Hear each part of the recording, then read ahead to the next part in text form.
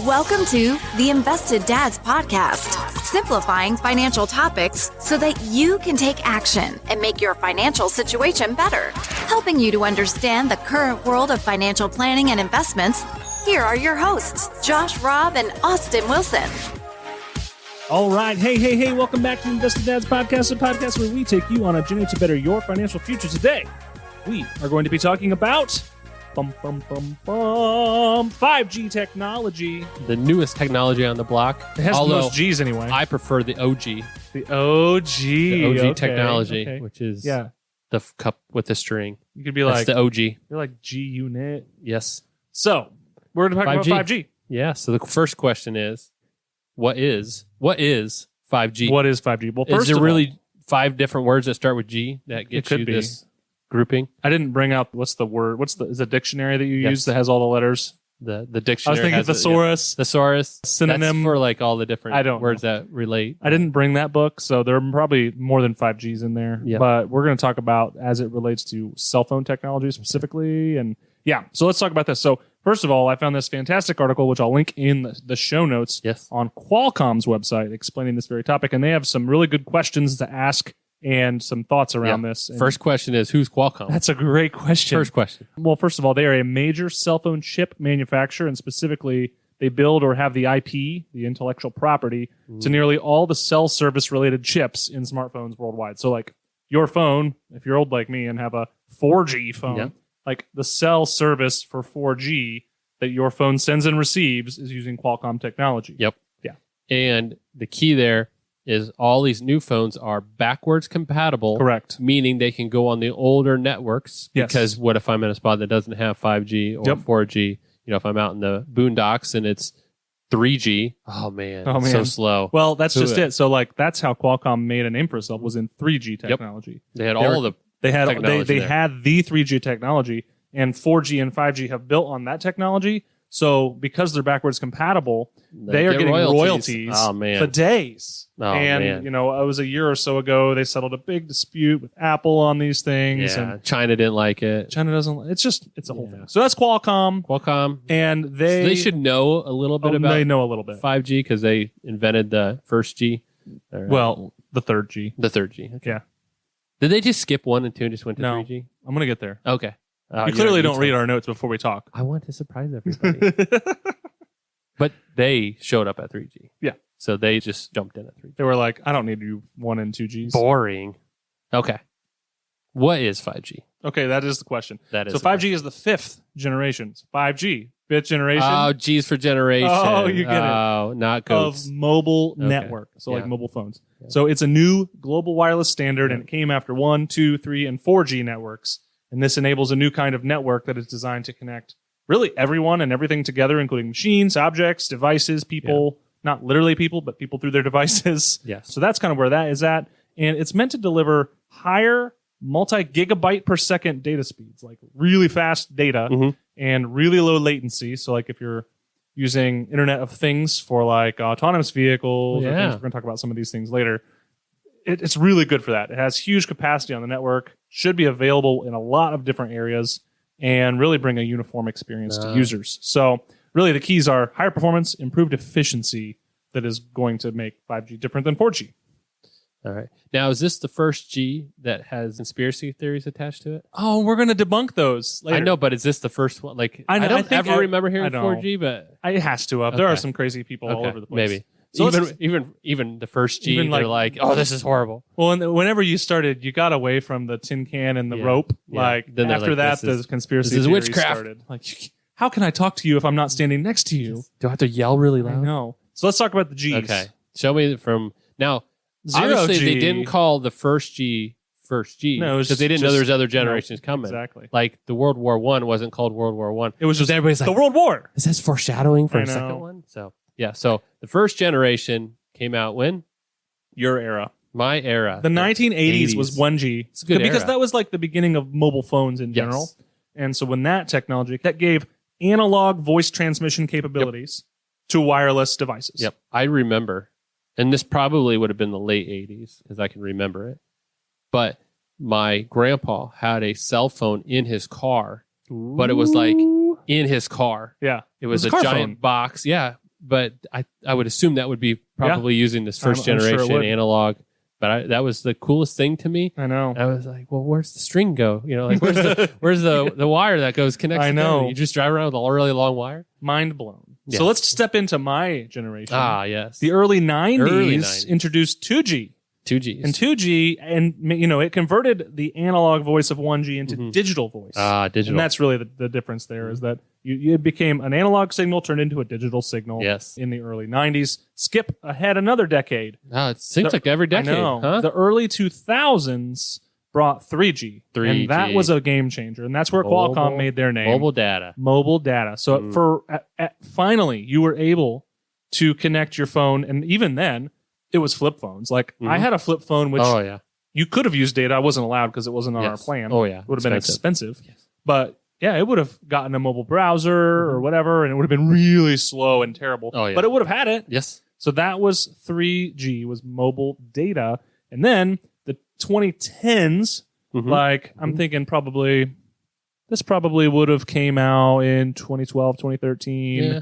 In there, 4G was the big thing. 4G. It's supposed to be so fast. 4G was lightning fast. Man. It's just watch video. You could watch video, download music, do all these things. And that's what, most people are probably still using today. Yes. Is 4G technology. And we're going to get, to where 5G is in terms of rollout. But yeah, 4G was kind of a big deal. So these all led up to, they all incrementally got better and led up to where we are today, which is a unified and more capable air interface for like mobile data. It's kind of where we are right now.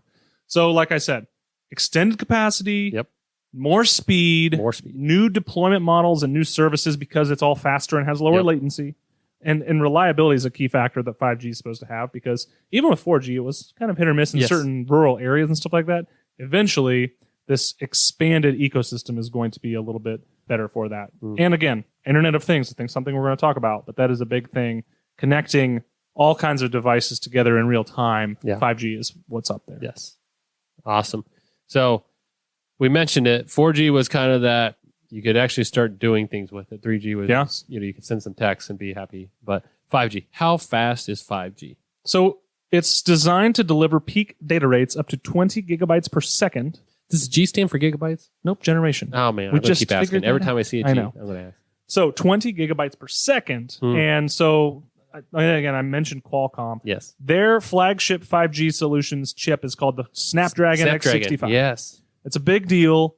It is designed to achieve up to 10 gigabytes per second. And that already is about 500 times faster than 4G. 500 times. The anticipation that is as technology gets better, it should actually double from where it's at. So 5G is designed to have a peak data use of 20 gigabytes, and Qualcomm is saying they can get 10 right now. So there's capacity that they could keep improving this, and that 5G can handle. It's not like you need to get to 6G because we're not peaking. We're going to talk about 6G. Okay. But no way. You can't exist I know. yet. No way. I know. Why? So let's skip 5. Let's just go to 6. Isn't that what? So 20 gigabytes, that's pretty good. 20 gigabytes per second. Now, we're about 10 now. Yep. But we're still 500 times faster than 4G now. So that will theoretically then be 1,000 times faster than 4G when at the end of the development cycle, right before 6G launches, probably. So I can stream faster that Gummy Bear song my daughter loves. Well, I'm just like, at some point, the speed is irrelevant. Yes. Because humans aren't going to notice a difference. It's like that difference between a 1080 video and a 4K video and an 8K video. Oh, geez. Yeah. Your eyes can't tell.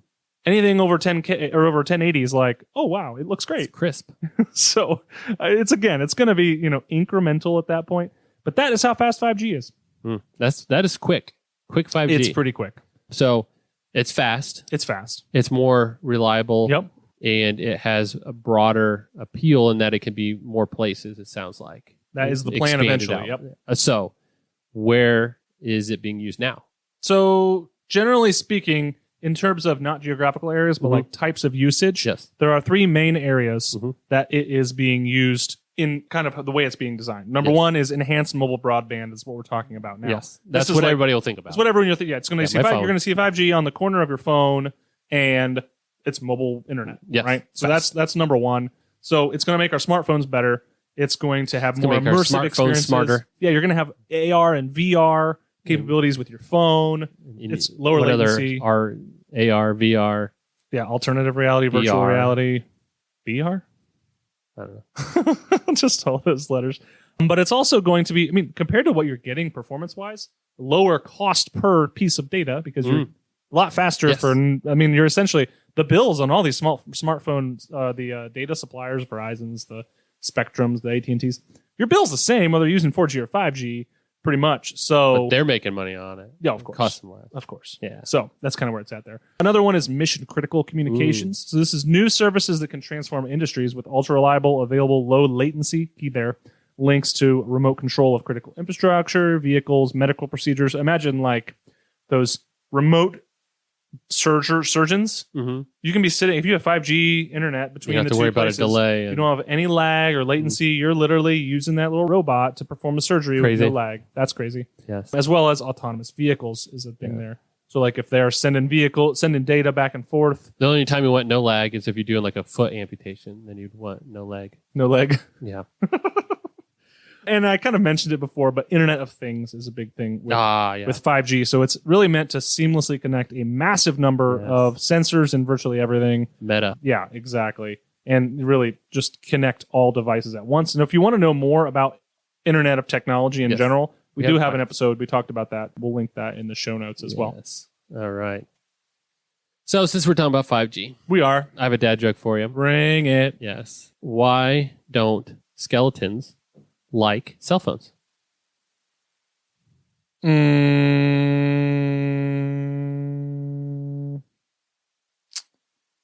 don't know. Because they have no body to call. No body to call. I was going with something about skin, but I like no body. No body to call. No body to call. That's just you. That's just me. I also have nobody on my friends list, so it's all right. Hello, this is Josh Robb. Hello. That's how you answer the phone. That's how you answer the phone. You got to know who you're talking. I know it's my wife, but I'm going to build in caller ID anyway. It's automatic. Anyway. So yeah, that is 5G, and that's a good joke, Josh. Thank you. So 5G, new, brand new. All the G's. Brand new. How is this going to affect the U.S. economy and globally? What are we seeing here? Yeah, well, it's driving global growth for one. According to Qualcomm, they anticipate about $13.1 trillion of global economic output related to upgrading from 4G to 5G. Ooh. A trillion. 13 trillion. Wow. 22.8 million new jobs created. And $265 billion of 5G capital expenditures and research and development annually over the next 15 years. Wow. That's a lot. That says they build that out and absolutely. Yeah. So they think that the full economic effect is really going to be realized across the globe by 2035, which is going to support a wide range of industries, potentially enabling up to $13.1 trillion worth of goods. That's what we talked about earlier. So pretty big deal. Lots of different areas of the market are going to be involved too. So like the study that this article I was reading was referencing revealed that the 5G value chain, which included original equipment manufacturers, operators, content creators, app developers, and consumers, again, could alone support up to 22.8 million jobs. Wow. That's more than one job for every person in Beijing, China. Like as a reference of a large city. Yeah, big number. Yeah. Because there's a lot of people that live there. It's absolutely huge. So only time's really going to tell, how 5G really impacts, but there are the anticipation right now is that it should have a large impact on So you mentioned it. Your phone's old. It does not get 4G. It gets 4G. 5G. Correct. My phone is also dated with no 5G capabilities. But is it available? It is. In most major metro areas in the U.S. and around the world, 5G is available. Okay. In fact, I guess we're the micropolitan... the number one micropolitan in the United States. That's why we have 5G. That's why we have 5G. We will have 5G. And we don't have it. No, we do. We do? We have 5G. When? Right now. I guarantee you, my wife has got a newer iPhone. And when we came into town after a trip, she's like, oh, 5G. Oh, really? We have 5G, apparently. I thought you had to go to the big city of Toledo to get that. I think it's close enough where we pick it up. Oh, dang. It shows on her little phone there, like you said, 5G. Spectrum Mobile? She's on Spectrum. That's right. Yes. That's what I use too. Yeah. So yes, it is available in most major metro areas and being added number one constantly, including Findlay, Ohio. But yeah, new locations are getting added continuously. Yep. Eventually, it's going to be everywhere like 4G is, but we're still not quite there yet. It just has only been rolling out for a year or so. Yep. So I don't know when it showed up because she just told me one day that she had 5G on her phone. I was pretty excited. She got a new phone you didn't even know? No, she's had the phone, but when she got the phone, It didn't was work. 4G. Yeah. And then at one point she said, 5G. So I don't know when it showed up or what, but She's probably like, mentioned it. Cocomelon video downloaded so fast. That's so quick. All right. So we mentioned it, though. Do you need a new phone for this to work? Absolutely. Yeah. Unless you got your phone really since 2021 or sooner, you probably need a new phone. And that's because the chips that are built into it, specifically Qualcomm. You have no Snapdragons. You do not have Snapdragons in there. You need to train your dragon. Yes. To snap. To snap. But you also are going to need a new 5G SIM card is the ticket. So even if you have network, even if you get a brand new phone from your 4G phone to your 5G one, you put your SIM card in. Yeah, it'll probably work on 4G. Yeah. But you're going to need to call your provider and say, "Can you give me a new card?" And they're going to those things. What did they put on them? Because they're the size of my little pinky thumb. I know. Like I don't even know what it does. Nail. I don't even know. They're tiny. I don't know. Those are the things that, and they're, I don't know. They're so tiny, but they don't care about them either. They throw them away. They just tell you throw it away when you get your new one. There's got to be something in you here. You can recycle that. There's some precious metals, right? Precious metals. Start scrape them out and make a little pile of gold. All right. So I mentioned before 5G. There's been some rumors, of some sort of conspiracy theories or things happening with 5G. Yeah. Walk me through that. So let's debunk a couple rumors. So first of all, 5G technology has nothing to do with COVID-19. It does not different numbers. Very different. 5 and 19, not even the same. You can't even divide it. It doesn't transmit the virus, and there's no data to support these frequencies have any impact on your immune system. So that's number one. Number two, COVID-19 vaccines don't contain microchips that are 5G technology, like many people feared. I know. Could have been on the Internet of Things, but they could have been the Internet of Things. They absolutely do not contain microchips. So if you hear that, you're hearing crazy things. Okay. Another one is there is no evidence that it causes cancer or any other issues any more than other wireless wave technology. Right. There's a lot of things floating around right now. Yeah. And this isn't like, this is faster and more, but this isn't like new. There's all kinds of radio waves and radio frequencies and microwaves and stuff going all around. It's not any more causing of issues than any other one. Yep. Okay. And the latest controversy, because I think a lot of people have got their mind around those. Even though, at the very beginning, it was kind of people were freaking out. I think most people have gotten to the point where, like, okay, yeah, I understand now that this is not unsafe. The latest one is regarding aviation. Yes. So there really is no evidence that 5G technology interferes with airplane instruments and the technology surrounding generally landing. However, airlines and the FAA, Federal Aviation Authority, they have been pushing to get areas around major airports to be limited in their 5G rollout for fears that it would. Now, the cell data provider companies, they've been like, we have no evidence that this does anything. Why would we do that? And they are generally compliant. That's the latest drama around 5G. Yeah. So, I mean, you still can't have your phone on the plane anyways. Right. So if they haven't fixed 1G problems on there, then maybe, I don't know. So, all right. So doesn't sound like there's any problems, at least known. It's not like it's brand new technology. They're just expanding on it and improving current technology. Right. Gotcha. So 5G, we're done. No more Gs.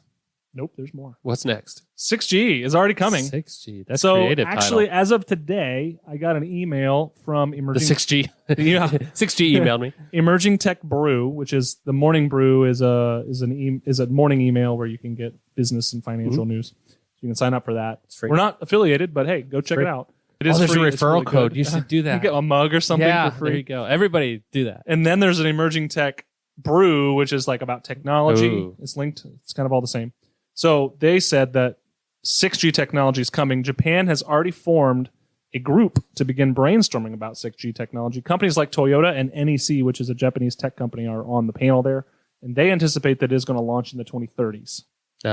So you might have a good decade. And you said 2035 is when they expect it to be really fully implemented. So about the we're time- going to have about 6G before the last people get 5G, which is normally the case. That's normally the that's case. not unusual. Yep. Because you're always... And maybe by that time, you'll get your peak data of 20 gigabytes per second speed technology. Just in time for 6G to have 40 or whatever they're going to do. It's going to be a lot faster. That's all we know. Yeah. So you mentioned Qualcomm. I assume they're a publicly traded company.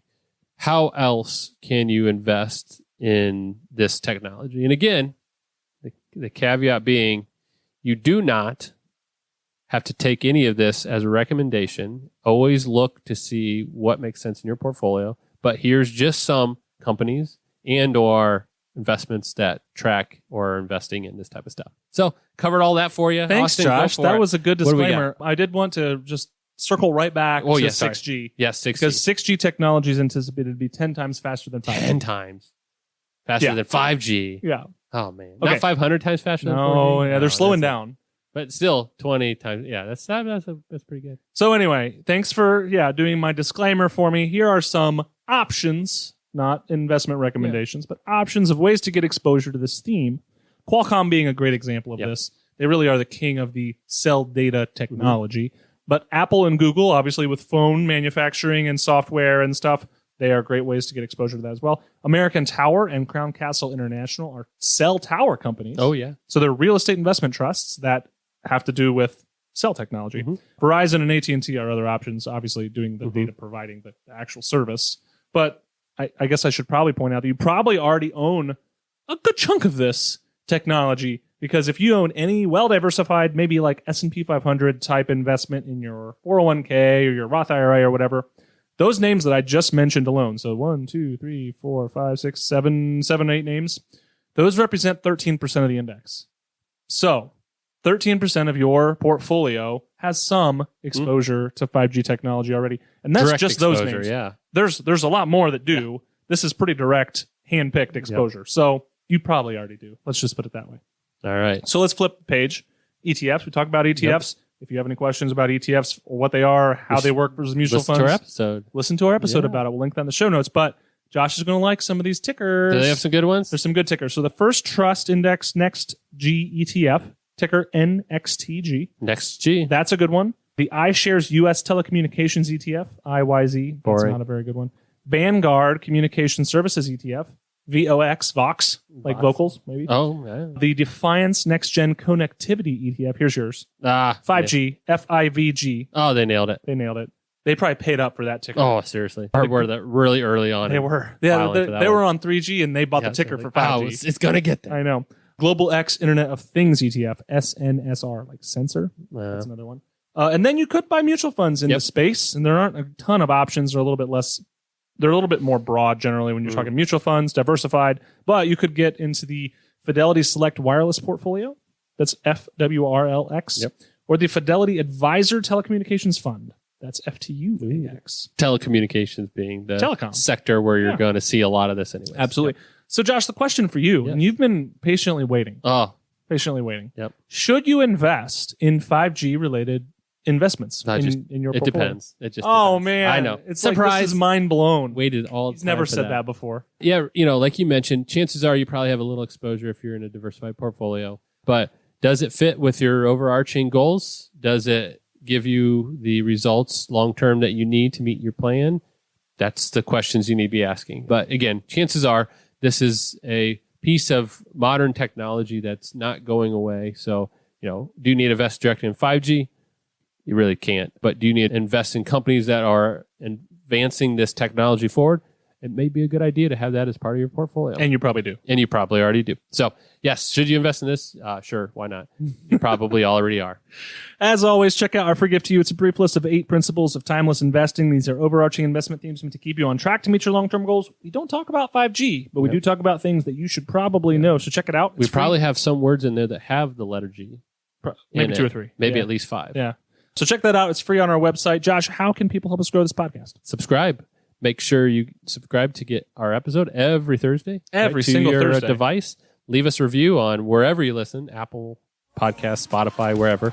And then if you have any questions, shoot us an email using your 5G technology at hello@theinvesteddads.com. And if you know somebody who loves 5G, and you can get us up to them. All right. Well, until next Thursday, have a great week. All right. Talk to you later. Bye.